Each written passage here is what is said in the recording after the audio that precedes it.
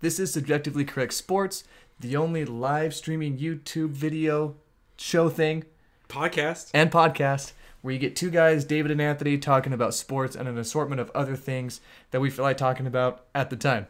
Very excited to do our second live stream. We've decided we'll do Monday nights and we'll do Thursday nights. So come and watch us live Monday nights at 9 p.m. Central Time, Thursday nights at 9 p.m. Central Time, and of course you can catch the stream later on our YouTube channel, and you can always check out our podcast, the Subjectively Correct Sports Podcast. You can go to our website, subjectivelycorrectsports.com. Roll that back. Now that it's live, we can't do that. Before on the podcast, we could do that. We could just start over and stuff. Can't start over. We're live. That's the danger of live TV, Anthony. Okay. Mistakes happen. I like to think of happy accidents. Just like Bob Ross. Bob Ross. Yeah, a little tip of the beret to Bob Ross. Yeah. A lot of stuff going on in sports this week. I'm glad that we are doing multiple shows now, because before it felt like there was just an avalanche of things to talk about, and we had like an hour to do it, and we'd always run over time because you would always interrupt me. So this feels better. I'm excited about this. This feels better to me. So. Yeah, so thanks everyone for feedback on our first live stream. More people watched it than I would have predicted, and we heard from some of you, and we've taken all of your criticism into account, and the show obviously isn't for you, so you don't need to watch it. Okay. Just kidding. Thank you for all of the feedback. Much appreciated. NFL Week 14. What a fun NFL week. We're getting down to the wire. We've got 3 weeks left. I watched some games. They were highly entertaining. Let's start Rams-Bears. So I love how we say it's getting interesting and it's getting down to the wire, but it's felt like it hasn't changed since week 1. Like, I don't feel like a lot has changed. I feel like we know teams are good, right? We know those teams, but then those teams lose, those teams struggle, and it's just like, the NFL has this magical way of doing that, of always just feeling like everyone's in the mix all the time. Like, it doesn't matter what week it is or who just won, who just lost. The NFL has a special way of being like, oh, but all these teams could make the playoffs. I remember seeing like an in the hunt chart on I think it was Sunday Night Football last week or something, and it was like all the teams that were winning, the teams that were in the position for the wild card, and then it was like every other team in the conference. It was in the hunt. Yeah, and it's because there's so few games. Yeah. Right? And I mean, if you go on a 3-game winning streak to end the season, you probably make the playoffs. Right, which is crazy. And it's I think that's why so many people love the NFL, and why people are drawn more to the NFL than they are to baseball and basketball. Because like you said, legitimately every week feels like it's important. And lots of times that plays out, where teams are at least playing for positioning.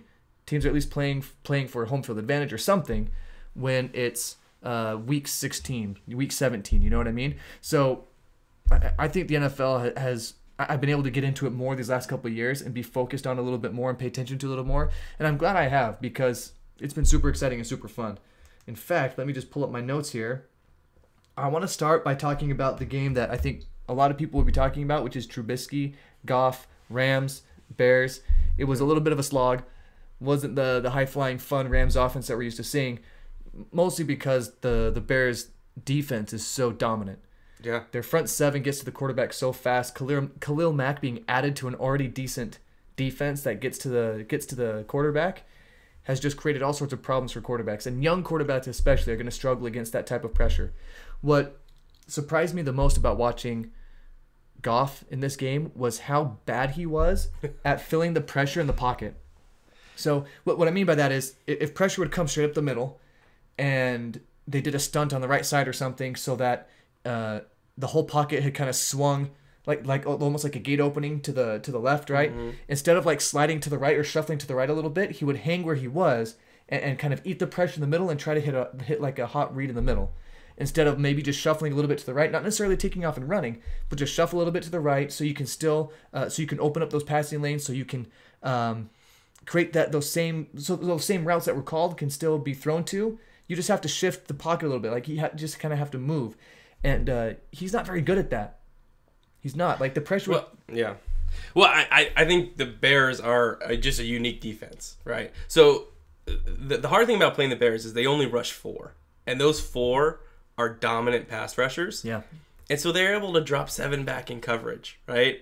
And so you get a lot of coverage sacks with the Bears, but you also just get a lot of of the quarterback throwing the ball away, missing his target because he's got to throw it into such a tight window because there's so many defenders out there. So, I mean, I don't think Goff is unique in this case, right? He absolutely isn't. But you'll see the veteran quarterbacks and the better quarterbacks, they recognize that if you're rushing 4 and dropping 7, if you give NFL level receivers and tight ends enough time, they will get open. Against 7 deep coverage, against 8, it doesn't matter because it's so hard to defend a route for more than like 4 or 5 seconds. I think part of this is on Sean McVay, coach of the Rams. If you watch the game, there were hardly any screen. I don't know if there's one screen thrown, right? Which surprises me because they have a lot of really interesting, intricate screen packages where they'll fake a run to the running back, fake a screen to the left to the tight end, and then go back to the running back on the actual screen.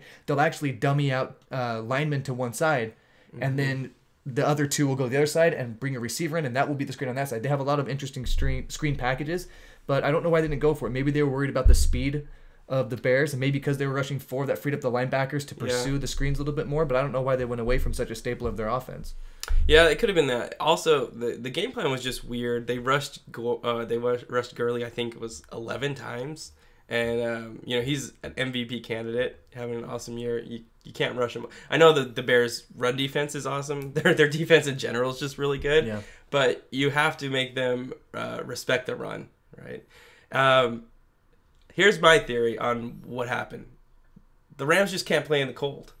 Goff especially can't play in the cold. Well, where did he play his college ball? California? California. Where did he grow up? California. Yeah. Okay, so look at his stats from when they played Denver a few weeks ago. He was 14 of 28. This is an offense that has scored, I think, 23 or 29 points in like every game except this game against the Bears. And it's an offense that's designed to give the quarterback easy throws. Yeah. So he was 14 of 28, 201 yards, no touchdowns, 1 interception against the Broncos.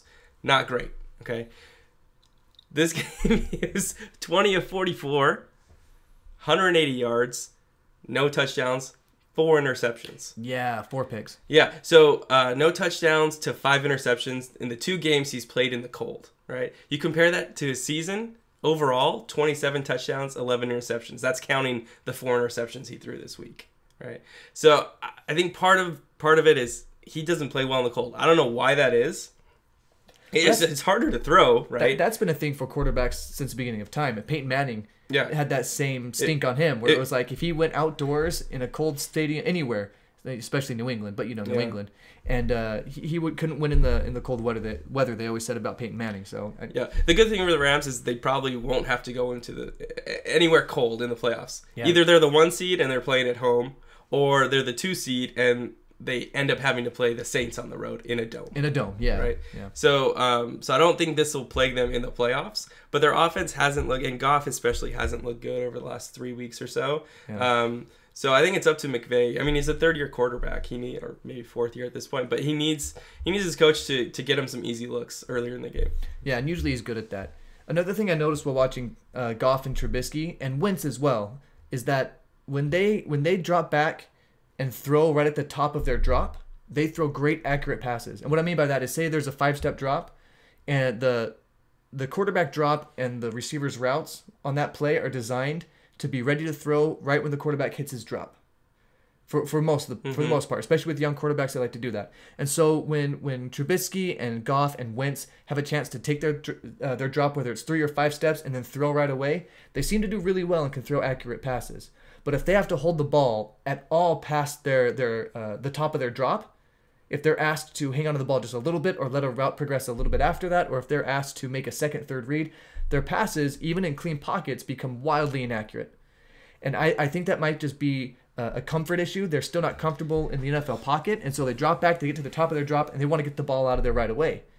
And you'll see that, and like I mentioned with Goff, they don't understand how to move in the pocket to give themselves those throwing windows and to give themselves that extra time. They just stand there stone-footed because they don't know what to do after they get to the top of their drop. And this is something that veteran quarterbacks like Tom Brady and Aaron Rodgers and Drew Brees are so great at, is they get to the top of their drop, their first read isn't there, they feel some pressure from the left side so they can move up in the pocket or they can shift to the right pocket. They don't necessarily get out and run right away like a lot of young quarterbacks will do, but they'll move in the pocket and they'll adjust the point of attack for the defenders, and that creates more time for the receivers to get open and those routes to develop. It also allows the linemen to continue and sustain their blocks, which is so much easier. Aaron Rodgers is phenomenal at this. And Aaron Rodgers is good at that? He's very good at it. Have I mentioned it a few times? He does have the greatest arm talent of any person who's ever lived. I think you've said that once or twice. I have. He's also really good at moving in the pocket, like I just said. Oh. But it might be a difference between veterans and young guys. This is probably one of the hardest things to teach a young quarterback is how much of it is instinctual? I think it's a little bit, but I think it's definitely something you can learn. Steve Young is famous for having to learn how to stay in the pocket and not scatter and run away. Yeah. It's something he really, really had to work at. He was one of the most mobile quarterbacks in the NFL at the time. And he had to really train himself to stay in the pocket when all this is going on. I mean, it's totally natural. You have freaks like Khalil Mack coming at you, and you have to just kind of calmly move around a little bit, and like instead of running away like a scared rabbit, which is what I would do, you just have to like fetal position. Yeah, like every time. Hey! Like Brett Favre at the end of his career, I saw him take some really fun sacks when he played for Minnesota. It's like some really fun sacks. Yeah, they'd be fun because like he'd drop back, get to the third step of his drop, and see like a corner blitz coming, and it was like boom, and the corner was like 5 yards away from him. Tuck and so roll. The corner would go, like tap him on the helmet, and he like sack, do the little dance and stuff. But yeah. So if you want to understand how good some of these other quarterbacks are, these veteran quarterbacks that we talk about, don't watch for the scrambling plays when it comes to mobility, but look about how they shift in the pocket and look how comfortable they are in the pocket. That's the major difference, and we're not seeing that yet from Goff, Trubisky, or Wentz. I didn't watch a lot of Baker Mayfield this week, so I don't remember watching and paying attention to that. I haven't been able to. Yeah. But these young quarterbacks need to develop that a lot more if they want to be successful in the league. Well, we talk about it a lot. There's like 10 good quarterbacks in the world, right? It's such a hard position. You have maybe 10 people who excel in all facets of it, or 8 out of the 10 facets, right? And it's rare that you get someone like a Rodgers or a Mahomes. Mahomes. He's amazing. Right? I feel a lot of love coming from you when it comes to Mahomes. I'm a Chiefs fan. Are you really? No. I was going to say, when did you become a Chiefs fan? I'm not, but I'm a Mahomes fan. Okay. Should we talk about Mahomes? Should we talk about Chiefs-Ravens? It was a great game. Yeah. I mean, it went into overtime. And it's one of those games, it's like, it has all the you watch it on SportsCenter and you're like, whoa. That was probably a great game. Yeah. Yeah. Yeah. But then you sit through it and you're like, oh. Yeah, right. Oh. I mean, at one point Mahomes was scrambling and the ball just like slipped out of his hands. Yeah. Like just like dribbled out of it. And I was like, oh no, right? So there were a few things that surprised me. Something that Mahomes does that can lead to huge plays, but also makes me go, is he'll roll to the right. He'll on the run, or he'll completely stop, and he'll throw it across his body to like the left side of the field. And it'll just be floating up there what feels like forever. And you're like, oh, and you see like 3 ravens sitting under it, like, okay, cool. And then like Tyreek Hill comes running by like a streak of lightning and like grabs it and runs for 40 yards. And he throws a football like I throw a frisbee, It just like hovers for a while. You're like, wait for it to come down. And it seems he puts magic spin on it. Yes, and it seems like he does that once or twice a game where he's just like almost like eyes closed and like throws it back behind his body, and then one of his guys, Kelsey or Hill or someone, runs underneath it. And you're like, oh, what a great throw. When in reality, every football player that has played at the professional level looks at it and goes, oh, he got lucky there. Yeah. You know what I mean? And it bit him in this game a couple times because he got picked off a couple times doing that. A couple times or one time. I don't remember. There were a lot of interceptions that I watched this week. I can't keep track of all the interceptions. It's a messy league, man. It is, especially for these young quarterbacks when they get pressure on them. So they end up getting the win in overtime, right? The Chiefs. Yeah. Thanks in large part to Travis Kelce, who was just an animal. And we've been talking about this a lot this season. It's the most underrated position in the NFL. Oh, man, these tight ends are so important. I mean, we see how different the Patriots look when Gronk comes back. I mean, they were able to get wins and stuff, and Josh Gordon coming and helping their passing game has a big part of that. Not a defender. Not a good safety. Not a good safety. I don't think he spends a lot of time playing safety. We'll get to that. Yes, we will. But these tight ends are so important, and they put up such big numbers, and they're so consistent, right? That even a guy like Kittles, runs with Skittles. Who now? Kittles. He plays for the Niners. Kerry Kittles? Is that his name? I just know him as Kittles. I can remember Kittles. Wasn't Kerry Kittles a gymnast? Kentucky basketball player back in like the 90s? Kerry Kittles. I think he made it to the league. I think so. I think he definitely did. He played for the Nets. Yeah, he played for the Nets. Kerry Kittles played for the Nets. Was that the Kobe Bryant draft? Allen Iverson, Kobe Bryant, was it? I don't know. Someone fact check us out there. I have no idea. All I know is this Kittles guy for the San Francisco 49ers has been balling. And it's so fun to watch a good 49ers wide receiver because we had Vernon Davis for years, and then he went off to somewhere, the Washington Redskins or something like that. And it was like, all right, cool. But he was really good, Vernon Davis. But then to see another good tight end, it gives you hope. And it gives you so many options when you have someone that big with such good hands. Because they're basically like power forwards out there. Speak more about his hands. His hands are big and strong, and he catches the ball. Excellent. So the Raiders Why would are you still... do that to me? Why would you do that to me? So the Raiders are still a dumpster fire. But they're an entertaining dumpster fire. Somehow they beat most dumpster fires are. That's like, true. Imagine you walk past on the street, there's a dumpster on fire. You're not just gonna be like, oh, okay, and just keep going and ignore it. You're gonna stop and stare at that dumpster fire. No one in the history of dumpster fires has looked away. I think that's indisputable. I think that's a fact. Yeah. No need to fact check that, fact checkers. Somehow they're giving their players away because they just... John Gruden went in there and decided... good players, not really our thing, right? We're just going to go with our bad players and try and lose every game, and they're failing at the plan of losing every game. They can't even lose right. They beat a good team in the Steelers. Well, okay, sorry. A bubble good team in the Steelers. But are you starting to regret calling them a bubble good team when they lose to that disaster? Yeah, they have some really bad losses on their record, and so they may be falling off. They're maybe bubble bad. Are all of their losses on the road? No. No? No. They lost some stinkers at home? They lost to the Chargers at home. Well, the Chargers you're not even bubble good on the Chargers. The Chargers are legit good. Yeah, they're good. So I mean, a loss to the Chargers this year isn't a bad loss. I would even at home. Yeah, no, I can't recall who they've lost to at home, but they have at least one loss, probably more at home. But yeah, they have some really bad losses as well that just make you like in a tie against the Browns when the Browns were still not good. Browns are getting better, right?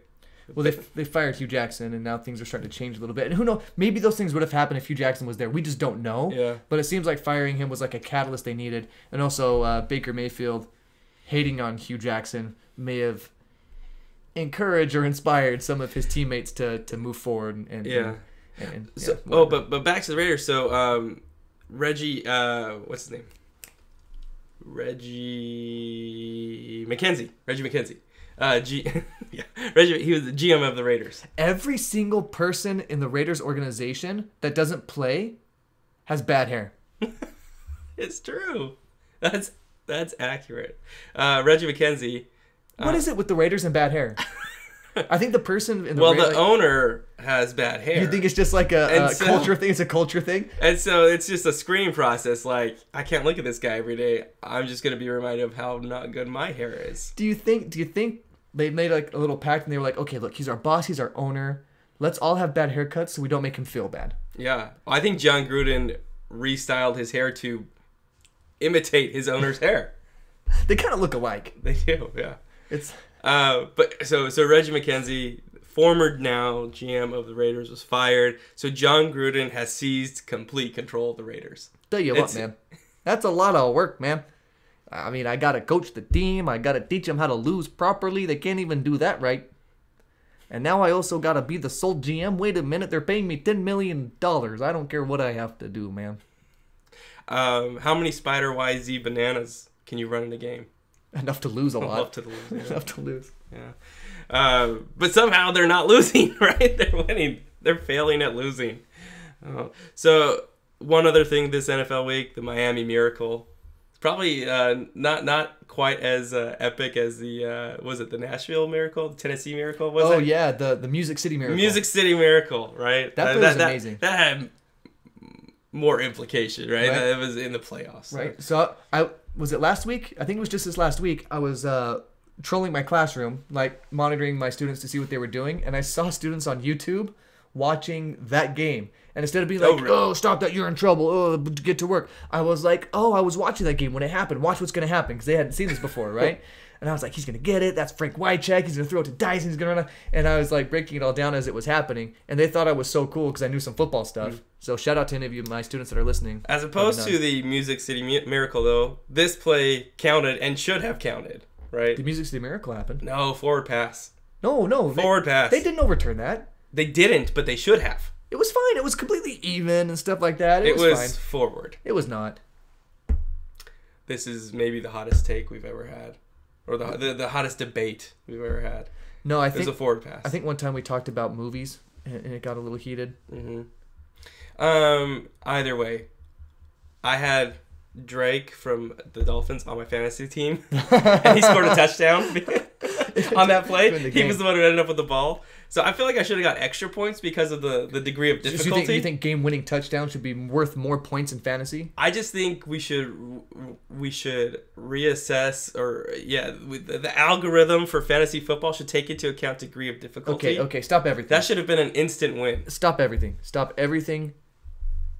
I think we're 2 weeks removed from you saying that fantasy football is dumb. Yeah, it's super dumb. So why are you bringing it up on our show?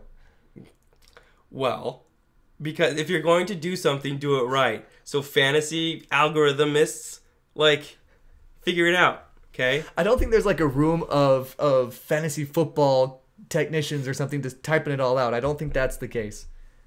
I don't know though. What am I talking about? I don't know. So I watched a lot of that game, and I was impressed with the Dolphins' offensive line. And I actually have more concerns about the Patriots than I do high hopes for the Dolphins, if that makes sense. The Tannehill looked pretty good. Tom Brady, he did Tom Brady things this game, but he also missed a lot of wide open throws in the red zone. There were at least 2 touchdowns in the red zone that he just simply missed in clean pockets with no one around him. So the Patriots should have won that game, but they made mistakes. And for example, they blocked 2 punts in the first half. One they turned into a touchdown. One they turned into a field goal, I think. So the Dolphins D, good job by holding him to a field goal on that second one. But the Patriots really should have dominated that game. But the Dolphins' offensive line kept him in it. Frank Gore is a beast. He's still doing it. He moved into 5th all-time rushing yards? Yeah. I don't Imagine, you think about the Mount Rushmore +1 of NFL running backs, and he's on nobody's list. No one's list. Yeah, no one's gonna put Frank Gore on that list. Which, I think he's kind of a compiler because he's been on a lot of teams for a long time. Yeah. But he's still performing at a really high level for an okay team, and that's impressive. When Frank Gore's going, and you also have Kenyon Drake, who's really fast, and then Tannehill can do a few things, but he can do a few things. So he threw a couple of really good deep passes, and they really need that. Yeah. When they have the combination of the running game and the threat of the deep outside ball, they can be really difficult to defend because then that opens up the middle of the field, and then that opens up the running game even more. So it's a perfect storm when those things are happening. But I'm a little concerned with the Patriots. I don't know. Last play aside, they should have dominated in that first half and put the game out of reach by the third, and they couldn't do that. We're used to seeing that. We're used to seeing the game well in hand by the third or fourth quarter. Well, the Patriots have dropped out of my top 5. They're no longer a good team. They're no longer a good team. Here are your 5 good teams. Here are your 5 good NFL teams. Rams. Okay, yeah. They lost, but their only 2 losses on the season are on the road at Saints and at Bears. Yeah. If you're going to lose to 2 teams on the road, those are two tough teams to play on the road.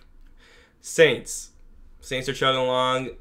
I think they're going to drop one of these games. I think they play the Panthers 2 more times this season, and I can see them dropping one of those. Panthers are getting desperate at this point. Who else? Chiefs.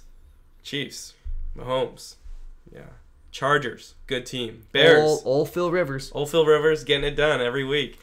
Bears, good team, best defense in the NFL. They're a scary team. I would be very scared to play them in the playoffs. Those are your 5 good teams. There's some bubble good teams. Patriots are now on the bubble, which is weird to say because we put them there every year. Every year they're on the bubble. I think But by this point in the season, usually not. Usually it's September freak out, right? Now here's my question: If they would have tackled Kenny Stills before they made that pitch, would we be talking about the Patriots as a bubble good team? Probably not. We'd be talking about them the same way we always have, which is they're probably going to make it to the Super Bowl and have a good chance of winning it, right? So it's so funny how that one play changed the entire narrative of everything, right? So even if they would have won, I would have had my concerns with the way that Frank Gore and the Dolphins' offensive line seemed to kind of handle the front 7 of the Patriots. I would still have those concerns, but they would have won. It would have been a totally different conversation. But even Belichick's off his game. Why, when you have Tannehill at his own 30-yard line, why do you put Gronk out there as a safety as part of your like hands team, right, to knock down a pass, he can't make it. He can't throw it to the end zone. He can't throw it 70 yards in the air, right? Just get your best defenders out there, someone who can tackle. Instead, Gronk chases Drake to the end zone, trips over his own 2 feet, and Patriots lose the game. If he had someone out there who like actually was a defender, who played defense for a living instead of caught passes for a living, the game maybe ends up differently. I think maybe what happened is someone at the stadium had a laser light and shined it down on the 15-yard line, and Gronk was like, "Oh," just chased it, and then one of the safeties was like, "No, Gronk, no," and then he ran off the field to avoid the penalty, and then Gronk was just out there like, "Oh no, okay," so he's just standing out there falling over himself and touchdown. That's what I think happened. Gronk do what Gronk do. Yeah, the interview afterwards was fun with him. Like he was just like so surprised, just like staring like this for like the entire press conference. It was interesting. Like his eyes were all huge. Like he still just had no idea what just happened. Probably because he didn't. They were probably asking him questions, and he was going. That's his heartbeat, right? That's what his heartbeat does. That's what his heartbeat does. Absolutely. Gronk, go long. That's my Gronk impression. Well, I think that's it for NFL talk this week. Anything else you want to bring up? Not that I remember. I'm sure there's more.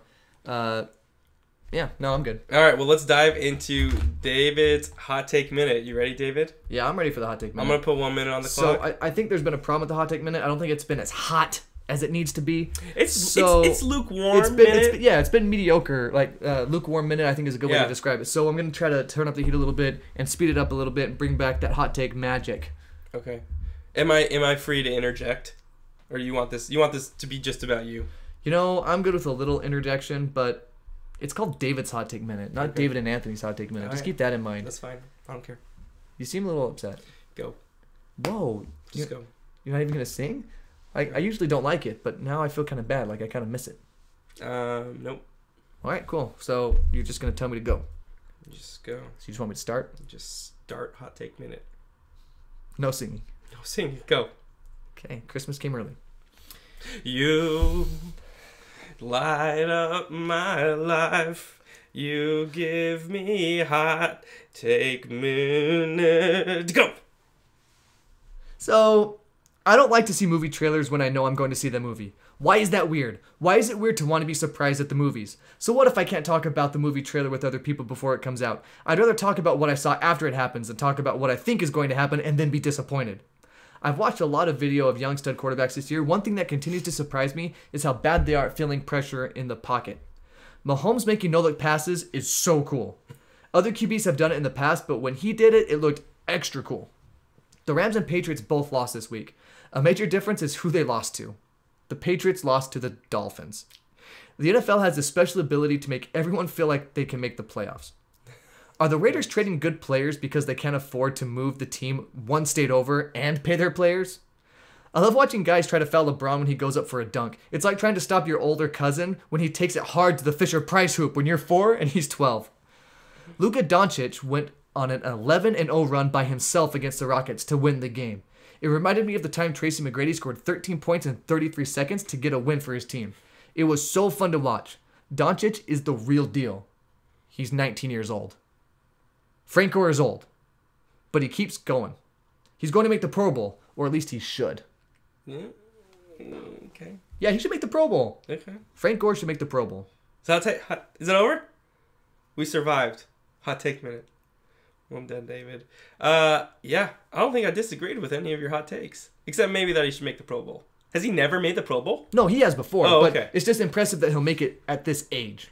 Yeah, I haven't looked at his stats this season. Oh, so the way they use him, though, you need to take into account the way they use him. Like Kenyon Drake is the speed back. He's kind of a power back who can also break a few. You know, he can't outrun defensive backs like Drake can, but he's been really solid for them this year. In fact, I can pull up the numbers real quick while you move on to the next thing. Okay. So I did want to talk about some college football. As we await the college football playoff, they did announce the Heisman winner. So congratulations, Kyler Murray, Oklahoma quarterback. Had an awesome season. You were telling me, I actually didn't even realize it or didn't know this. He's a Mariners prospect. Yeah, he signed a contract with the Mariners. He's actually a signed Mariners player. So he's been given a signing bonus, or he will receive a signing bonus once he's not a college athlete anymore, because he had to keep his eligibility by not taking a huge chunk of change. Which is, I mean, come on, dude. Why aren't we paying these guys what they're... Anyway, that's maybe for another time. It's just ridiculous to me that he can't take the money that he's earned. Mm-hmm. But anyway, so he's committed to play for the Mariners once his college career is over. As a pitcher? Was it pitcher or shortstop? I don't remember. But in any case, then he won the Heisman. Yeah. And it's like, okay, so a Heisman quarterback who's playing for a program who produced one of the best rookie quarterbacks we've seen for the last few years in Baker Mayfield, he has a tough choice ahead of him. But he's already said, I've committed to the contract I've already signed with the Mariners. So that's probably what it's going to be. So, I mean, Bo Jackson 2.0, right? I guess quarterback, it's hard. It would be hard to be a quarterback and pull that off. Yeah, I don't think you could. Yeah. I don't think you could. He could be like a utility player, like kind of how the Saints use Taysom Hill now. Yeah. Right? That guy. Blocking punts, wildcat. Yeah. So what should have been the most special, wonderful night of Kyler Murray's life to this point was marred a little bit by some tweets that were brought up from when he was 14 and 15 years old. We don't need to share the contents of the tweet, but they were, I guess, homophobic, right? Is how you'd characterize them. And we talked a few months back. Who was it? Was it Josh Hader we were talking about? Mm-hmm. This happened to Hader. It also happened to someone from the Nationals. I can't remember who it is. As soon as you tell me his name, I'm going to remember. Yeah. But it's happening more and more as professional athletes who grew up with Twitter, grew up with YouTube, grew up with all kinds of social media, and have a social media record, right, that can be accessed by anyone online. This is going to happen more and more. And when we talked about it last time, we talked about how if you're an agent, priority number one when someone signs with you is to tell them to delete their social media accounts. But a collegiate athlete can't have any contact with an agent. That's right. And so now I have to think, okay, so do now all athletic directors have to tell all of the athletes at their school, delete your social media accounts? How likely is it that college kids are going to delete their social media accounts? Probably not very likely. Well, I would tell them to start over. Especially, I would have a sit down, especially with the players that is your goal to make it to the NFL. Yes. Okay, you don't want a Laramie Tunsil situation. You don't want to show up draft night and have a video of you doing something that scouts and GMs would frown upon when you are there at draft night, right? I mean, he dropped a few spots probably because of what happened, right? So if you're a player like Tunsil, if you're a player like Murray, if you're a player like someone who's going to go in the first round or second round or something, you should have a sit down with that player and say, take all your social media and delete it and start new. I mean, it can't be that hard. And besides, you want to start with a nice, new, fresh, clean brand anyway, especially if you're a quarterback. I mean, you want to be the quarterback robot, right?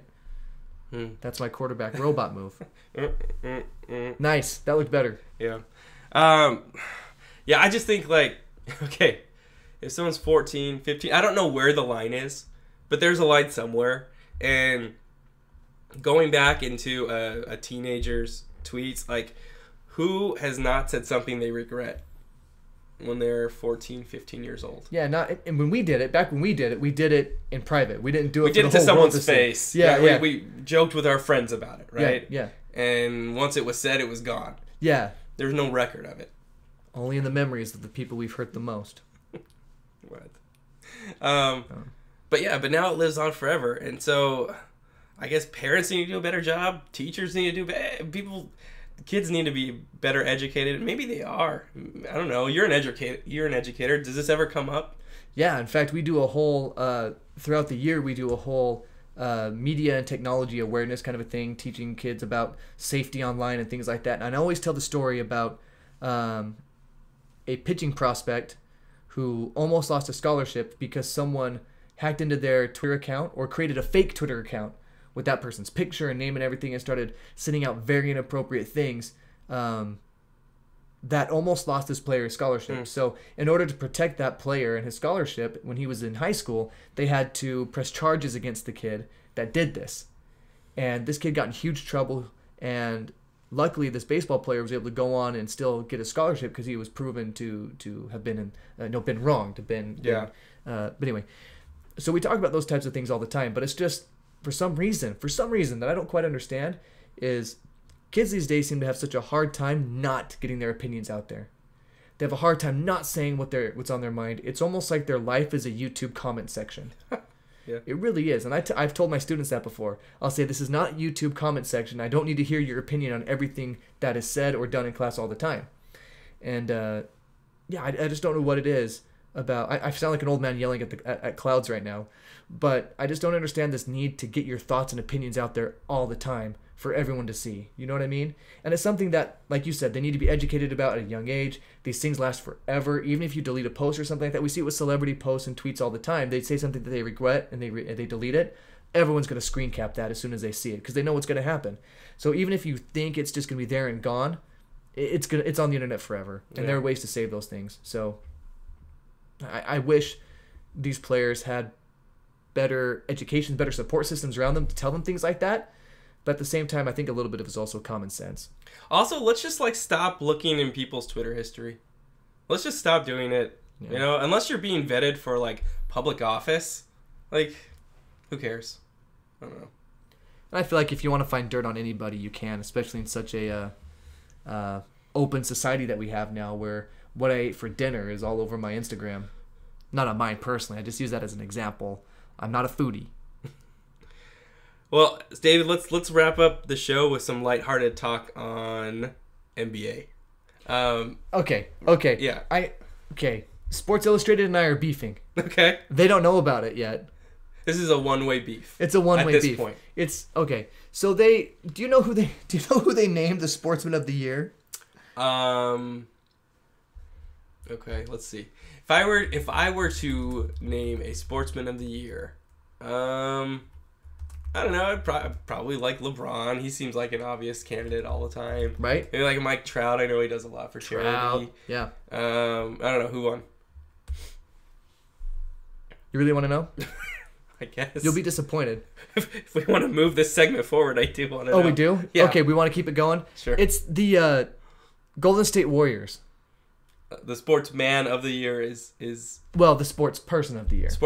The Sports Person of the Year is. But still, does Sports Illustrated know that that's a whole team of people?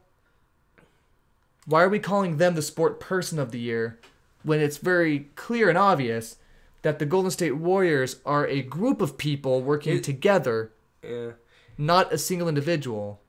What's the purpose of the Sports Person of the Year? Is it the person who was most dominant in sports, or is it the person who is it your sportsmanship? Is that what they're getting at? What's the criteria for Sports Person of the Year? Well, the one of the things that it said here on Sports Illustrated, it said that excellence and performance wasn't the only thing that went into their decision to name the Warriors the Sports Person, singular, of the year. So, I don't get it, man. I guess they were dominant and stuff, but great. That still doesn't make them a person. Yeah. That's what was it, Time? And I mean, I'm not going to disagree with the choice or whatever, but their Person of the Year was the Me Too movement, right? And good, that's obviously was a very significant movement, but not a person. I don't know. This maybe is a bad stand for me to take. You're anti-Me Too? I'm not. Wait. Whoa. Do not put me in that camp. I'm just saying, it's an odd award to give to a movement. Yeah. Right? No, I get that. Or to give to a team, right? No, for reals. But it just kind of rubbed me the wrong way, and I was like, you couldn't just maybe pick Steph Curry, or someone. You know what I mean? So, but you know what they did do is they got themselves a lot of free news and media coverage by doing something that was out of the ordinary or strange. You know what I mean? So if that was their goal, they nailed it. They're getting a lot of extra attention based off of just doing something a little wacky. But I still don't. I think it's kind of lame. Yeah. I'm excited this week for basketball because December 15th, once the 15th rolls around, we're going to start seeing a bunch of trades in the NBA. It may not happen all at once, but so December 15th is the first day of the season where a player who just signed as a free agent with a team can be traded, right? So, for example, the Lakers signed Rajon Rondo in the offseason as a free agent, right? That team. He can't be traded until December 15th. Okay, so there were a lot of free agent signings this summer. No, a ton. A lot of 1-year deals were signed, and so all of these players are going to be eligible for trade December 15th, and the trade window stays open until February 9th. So the next 2 months of basketball are fun because one, teams are actually starting to play well now. They got the rust off from the summer, but two, we're going to see a lot of player movement. And for example, Trevor Ariza is a really hot name right now. He's playing for the Phoenix Suns. They're the worst team in the NBA.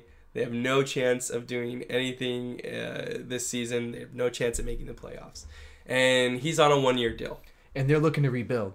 So if they get a good package that includes maybe a player that can kind of replace Ariza and do the same kind of things he can do, but then get them some draft picks, I think they'll jump all over that deal. Yeah, I don't even think they need a good player. I think picks is what they want. Maybe a guard to that can handle the ball to take some pressure off Devin Booker. That poor guy, Devin Booker. He's like DeMarcus Cousins when Cousins was in Sacramento. Yeah. I feel this because Booker put up a 75-point game last year, the year before. Yeah. I mean, so he's amazing. Yeah. These poor Kentucky Wildcats that go off and have to be like the best player on their team on a bad team. Yeah, it would suck to make that much money to play a game. Can you think of any Kentucky player that got drafted into like a good situation? No, because they all get drafted too high and they're on bad teams. But you get like a Jason Tatum, Duke. He was drafted 3rd overall and ended up with the Celtics, right? But you think of Anthony Davis, drafted by the Pelicans. Like they've made the playoffs a couple times, but no real threat. He also elevated them, right? Yeah, so, right. John Wall. They're not. No, they've underperformed. That situation for so long. is yucky right now in Washington.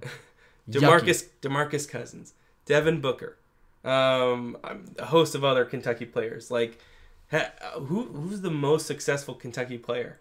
It's hard to think of. Like, has any former Kentucky player won a championship in the last 10 years? As a featured player, as the guy, yeah, I don't think so. I don't know. I can't think of him. Yeah.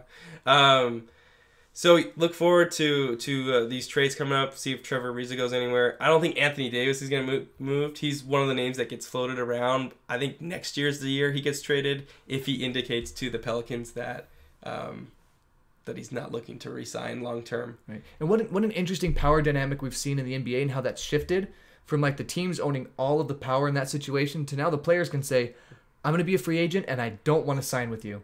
Trade me or you're going to get nothing and I'm just going to walk. Yeah. What a cool power to have for an NBA player, NBA superstar. I wish I had that at my job. Tell you what, I have 2 years on my contract. If you don't trade me to a better school this year, I'm just going to leave and take this another school's money and I'm going to be in a better situation. You know what I mean? That would be a nice little power to have. But I don't think that's ever going to happen for me. Well, while you think of that, I want to thank all the everyone for tuning in. Thanks to our listeners. Spread the word.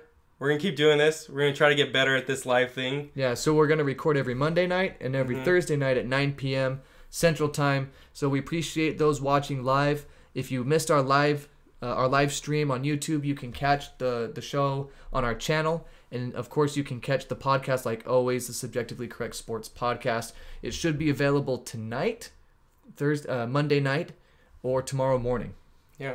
So until Thursday, stay safe. Stay vigilant. Is that our new sign-off? I don't like it. Tony Stark dies in Endgame. Bye.